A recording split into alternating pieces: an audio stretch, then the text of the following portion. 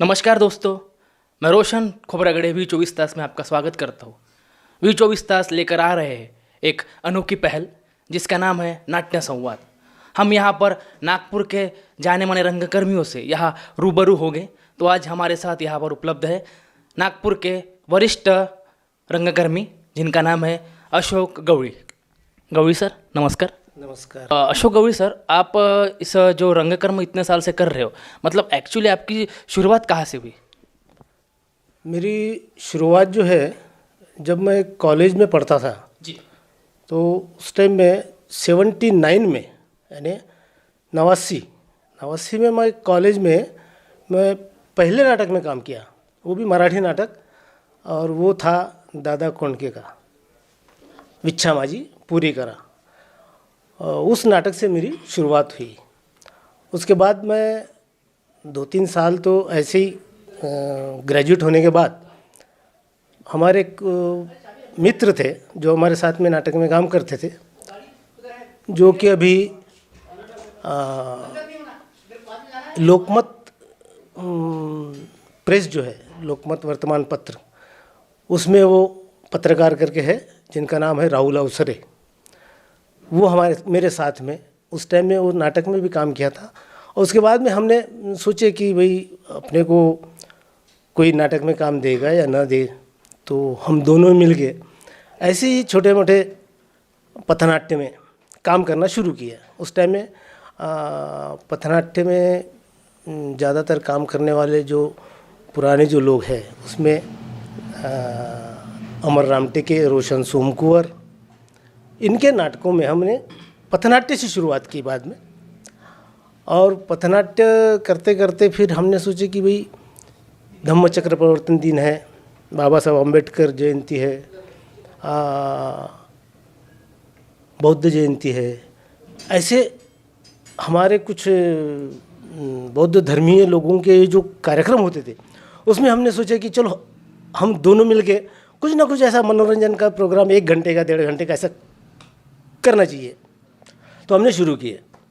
उस टाइम फिर राहुल अवसर और हम दोनों मिलके छोटे मोटे नकलों का कार्यक्रम करते थे, और उसमें 2-3 साल हमने अच्छे प्रोग्राम किए हर बस्ती में जाकर। और उसके बाद में फिर हमने कंपटीशन में आने की सोचे। तो 1981 में हमने पहले कंपटीशन के नाटक में हमने काम किए, उसमें राहुल अवसर और हम दोनों थे साथ में। तो उस समय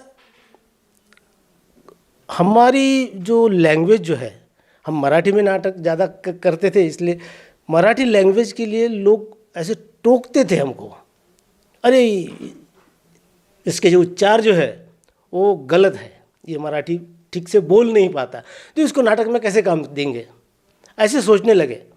उस टाइम से हमने सोचे कि नहीं, हम अपनी लैंग्वेज, अपनी भाषा, इसके ऊपर हम अपनी कमांड करेंगे, हम कुछ ना कुछ सीखेंगे, और उसके बाद में हम फिर से नाटक में काम करना शुरू करेंगे। उस लगन से हमने फिर उसमें नाटक में हमने काम करना शुरू किया। तो तब से हम आज तक अभी करीबन 41 साल हो चुके हैं हम नाटक में काम करते आए हैं। अशोक जी, जैसे आपने कहा कि आप पथनाट्य से आपने शुरुआत की, उसके बाद फिर आप लाइव नाटकों में आए, पथनाट्य लाइव नाटक, फिर उसके बाद मतलब आपका ये अम्बेडकर मूवमेंट थिएटर से जुड़ना कैसे पॉसिबल हुआ? तो उस समय तो ज़्यादातर अम्बेडकर मूवमेंट के ही ज़्यादा नाटक होते थे। तो शुरुआती हमारी अम्बेडकर मूवमेंट से चालू हुई। वो मूवमेंट में हम दलित नाटकों में काम ज़्यादा करते थे। तो उस टाइम में पथनाट्य भी सब पूरे दलित नाटकों के नाटक ही रहते थे। बाद में हमने कंपटीशन में काम करना शुरू किया। तो उस पीरियड में तो हम सिर्फ अपने लोगों में काम करते थे, अदर लोगों में जाके काम करना ये एक हमारे लिए चुनौती थी उस टाइम। तो हमने वो चुनौती को स्वीकार करते हुए अदर ग्रुप में जाके हमने काम किए, हमने सीखे वहाँ से। जो अच्छे अच्छे डायरेक्टर थे नागपुर के, उनके साथ में हमने काम किया। अशोक जी, जैसे कि आपने अभी कहा कि आपने अलग अलग मतलब बाकी के लोगों के साथ भी आपने काम किया, मतलब दोनों रंगभूमि में आप समांतर काम कर रहे थे। लेकिन अशोक जी मुझे एक बात बताइए, दोनों रंगभूमि में आपको मतलब डिफरेंस क्या दिखा? डिफरेंस ऐसा है कि ये जो अंबेडकर मूवमेंट जो है उसमें कैसा है कि एक लिमिटेशंस होते हैं, उसके बाहर तुम जा नहीं सकते, है ना। और अदर जो है उसमें कैसे कि तुम कोई भी नाटक रहे जो मनोरंजन का रहे या कोई प्रबोधन पर रहे, कोई भी नाटक रहे, वो सब में काम करना पड़ता है। और अम्बेडकर राइट में दलित नाटक के सिवा दूसरे नाटक में हम काम ही नहीं कर सकते थे। और कुछ सीखना है कुछ अच्छा, तो दलित नाटक छोड़ के यदि अदर नाटक में काम करेंगे तो ही अपने को कुछ थोड़ा सा सीखने को मिलेगा, है ना। नहीं तो अपने इसमें कैसे कि ये एक लिमिटेशंस है, उससे बाहर नहीं जा सकते। अभी तो फिलहाल ऐसा है कि अभी वो ज़माना नहीं रहा। अशोक जी, आपने नागपुर के जाने माने रंगकर्मियों के साथ काम किया, अनेक डायरेक्टर के साथ काम किया आपने, उन बहुत अच्छे अच्छे लेखकों के साथ आपने काम किए। और लेखकों के साथ जब आपने काम किए, अनेक डायरेक्टर के साथ आपने काम किए, तो उनका उन सब का अनुभव आपको कैसा रहा? अनुभव तो बहुत अच्छा रहा। मुझे तो सबसे पहले तो एक विलास पात्रिकर करके एक नागपुर में बहुत पुराने डायरेक्टर है, जिनके डायरेक्शन में हमने काम किया, तो उनका आज भी मुझे अच्छा सहयोग मिलता है। वो कोई नाटक बिठाना भी चाहेंगे तो पहले मुझे पूछते हैं कि अशोक तू काम करेगा या ना। तो कैसे कि अभी तो मैं कंपटीशन स्पर्धा करना मैंने छोड़ दिया है, तो स्पर्धा के तो अभी तो लॉकडाउन की वजह से तो पूरी स्पर्धा तो अभी ख़त्म हो चुकी, अभी स्पर्धा कोई रहे नहीं।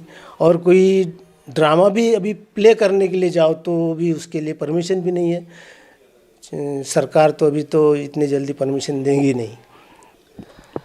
अशोक जी, आप गवर्नमेंट सर्वेंट थे, तो ये मतलब ये जॉब करके रंगभूमि करना मतलब ये मतलब आपने कैसे किया? मतलब जैसे आप औरंगाबाद में भी थे कुछ साल, तो मतलब नागपुर से औरंगाबाद जाने के बाद वहाँ पे भी आपने थिएटर किया, फिर वहाँ से रिटर्न नागपुर जब आए आप तो आपने यहाँ पर भी थिएटर किया, उस बारे में कुछ बताइए ना। 1985 में मैं पहली बार नागपुर में गवर्नमेंट पॉलिटेक्निक सदर में एज ए पीटीआई करके मैं ज्वाइन हुआ। पीटीआई मतलब physical training instructor, sports department था। और एक्चुअली कैसा है कि ये स्पोर्ट्स डिपार्टमेंट और ड्रामा ये अलग अलग है, तो मैं स्पोर्ट्स में रहने की वजह से मुझे वो पोस्ट मिली फिज़िकल ट्रेनिंग इंस्ट्रक्टर। लेकिन जब मैं नागपुर में सर्विस में था और गवर्नमेंट जॉब में, तो कैसे कि दिन भर तो अपनी ड्यूटी करना और शाम को 5:30 बजे छुट्टी होने के बाद फिर तो समय समय है 10 बजे तक, तो उस दरमियान हम ड्रामा करते थे, यानी प्रैक्टिस में जाने के लिए हमको समय मिलता था। ऐसे करते करते तो रोज़ समय तो मिलता था, हम ड्रामा प्ले करते थे। लेकिन 2007 में मेरा यहाँ से तबादला हो गया औरंगाबाद, तो वो हो गया गवर्नमेंट इंजीनियरिंग कॉलेज में औरंगाबाद में। अब प्रॉब्लम ऐसा हुआ कि यहाँ सर्विस में रहने के बाद में तो एडजस्ट होता था टाइमिंग का, लेकिन औरंगाबाद जाने के बाद में तो टाइमिंग कैसा एडजस्ट होगा, तो वो भी महीने में एक बार आना और जाना, तो उसमें फिर मेरा थोड़ा सा एक गैप हो गई। लेकिन फिर भी कैसे कि 2000 में पहली बार नागपुर में एक महानाट्य हुआ था डॉक्टर बाबा साहब अम्बेडकर के जीवन पर, जिसका नाम था महासूर्य। वो सम्यक थिएटर ने उसको प्ले किया था। तो उस टाइम में नागपुर के अच्छे धुरंधर कलाकार थे। और नागपुर में पहली बार ये महानाट्य हुआ, उसके बाद में बाकी सब महानाट्य हुए। और उसमें शैलेंद्र बागड़े जी भी थे, मैं था, प्रमोद भूसारी, ये सब हमने मिलके किए थे।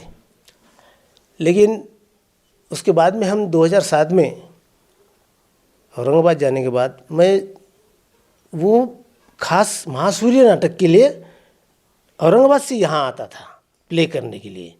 और जब भी कभी बॉम्बे, नासिक, पूना यहाँ शो होते थे तो मैं डायरेक्ट औरंगाबाद से सीधा जिस दिन शो रहता था उस दिन वहीं पहुँचता था, ऐसा चलता था। लेकिन उसके बाद में कुछ दिन तक तो मैं नागपुर में था। उस पीरियड में मैं झाड़ीपट्टी में भी काम किया।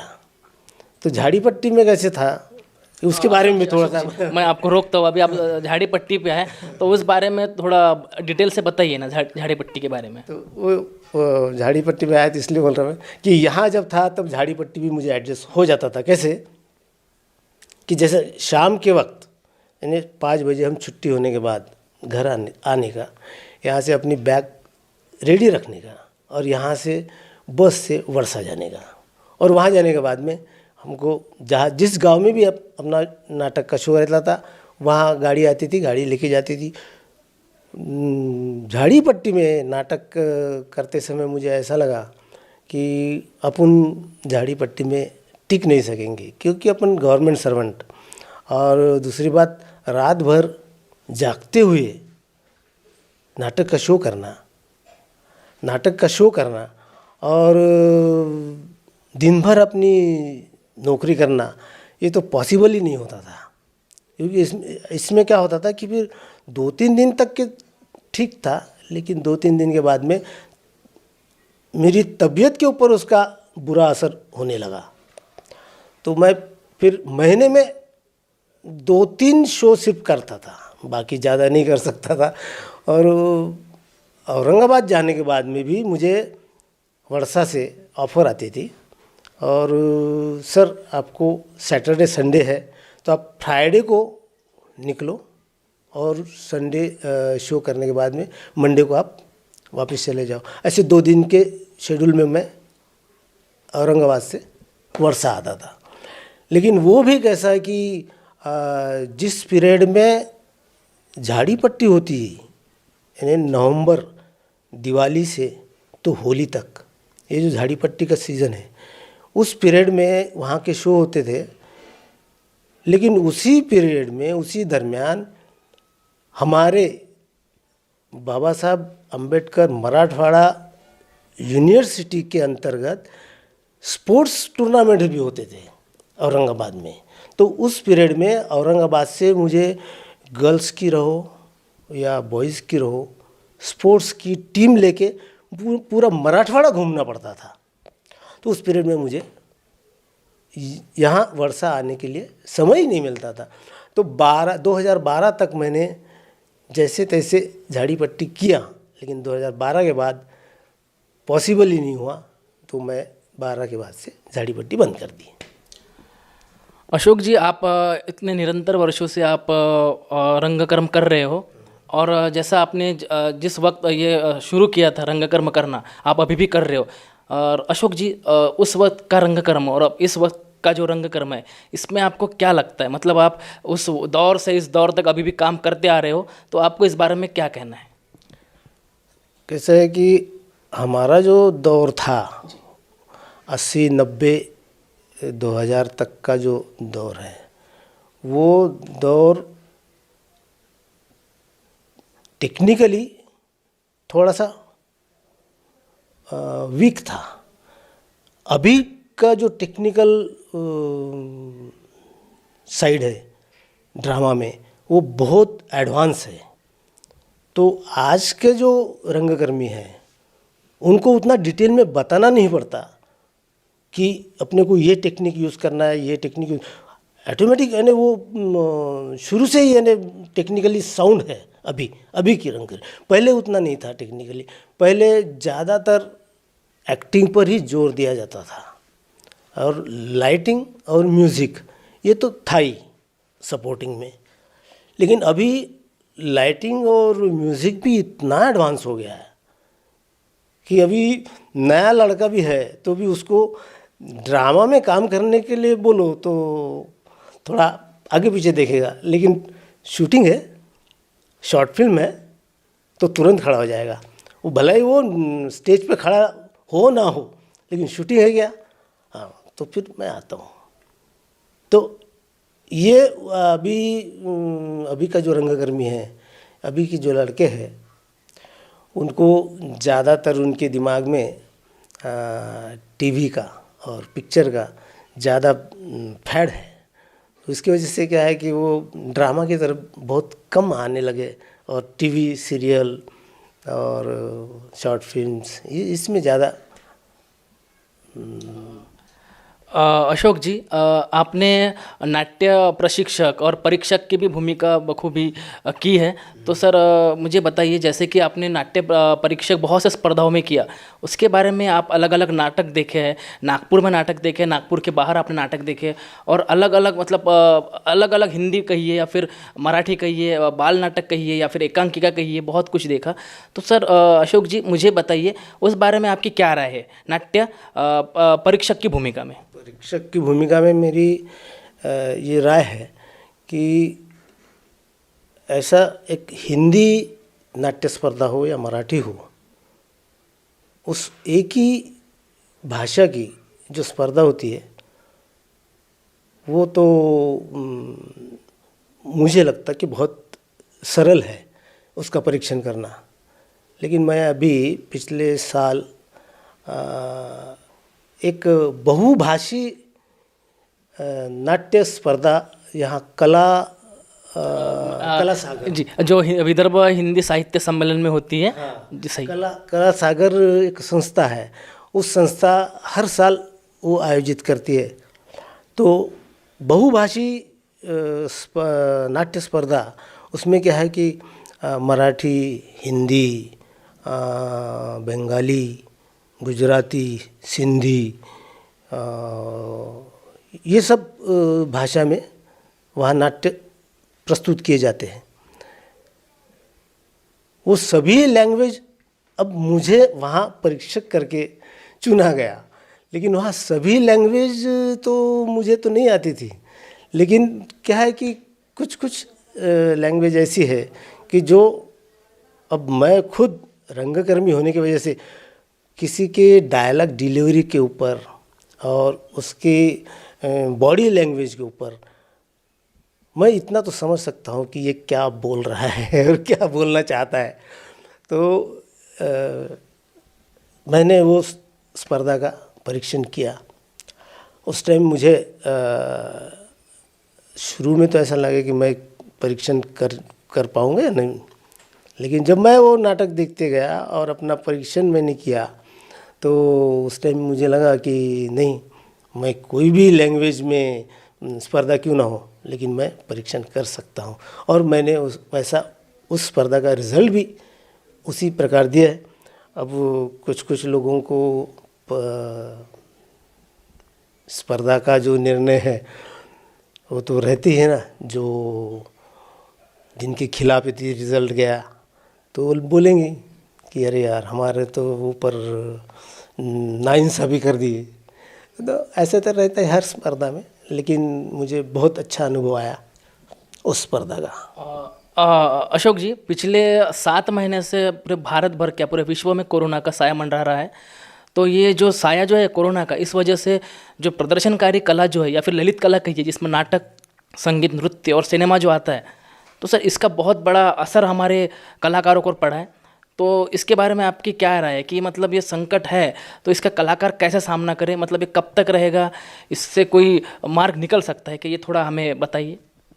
अब इस कोरोना के संकट में मार्ग हम निकालना तो चाहते हैं, लेकिन हम निकाल नहीं सकते, क्योंकि इसके ऊपर निर्णय जो है वो हमारी महाराष्ट्र सरकार ही लेगी।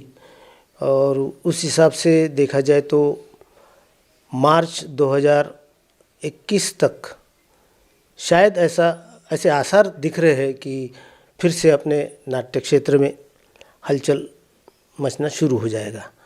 क्योंकि वैसे मुख्यमंत्री ने ऐसी आश्वासन भी दिया है कि शायद मार्च तक के अपने ड्रामा फिर से शुरू हो जाए, थिएटर शुरू हो जाएंगे।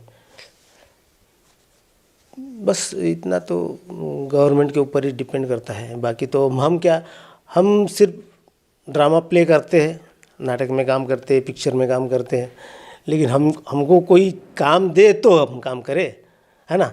तो ऐसे अभी काम देने वाले भी नहीं है। जैसे कि निर्माता है, निर्माता भी होना ज़रूरी है। उनको शूटिंग के लिए परमिशन नहीं है तो काम होगा कैसे? वो पिक्चर शूटिंग होगी कैसे और तुमको काम मिलेगा कैसे? सही कहा आपने अशोक जी। अशोक जी, हमें बताइए अभी आपकी यहाँ से मतलब भविष्य की मतलब नाटक के बारे में क्या योजना है? मतलब कौन से एंडोर्समेंट है आपकी? कोई शॉर्ट फिल्म कही है या फिर कोई नाटक या फिर कोई, जैसे आप यहाँ से काम करेंगे तो उसके बारे में कुछ बताइए ना कि आपकी फ्यूचर प्लानिंग क्या है इस नाटक के सिलसिले में? नाटक के सिलसिले में ऐसा मेरा फ्यूचर तो अभी कुछ सोचा नहीं। कोई नाटक कर रहे हो आप या फिर नाट्य प्रशिक्षक कर रहे हो या कोई किसी का नाटक में काम कर रहे हो, मतलब एक कोरोना काल के बाद? यदि किसी ने मुझे नाटक में काम करने के लिए आमंत्रित किया तो मैं खुशी खुशी चले जाऊंगा। लेकिन कैसे कि अभी मैं एक शौक करके मैं तो नाटक में भी काम नहीं करता, लेकिन अभी रिटायरमेंट होने के बाद घर में बैठे रहने की वजह थोड़ा सा बाहर भी पुराने दोस्तों के साथ में मिलना जुलना भी हो जाता है और अपनी कला फिर से अपन मंच पर लाने का मौका मिलता है। इस वजह से मैं चाहूँगा कि किसी ने मुझे बुलाया तो मैं अवश्य नाटक में काम करूँगा।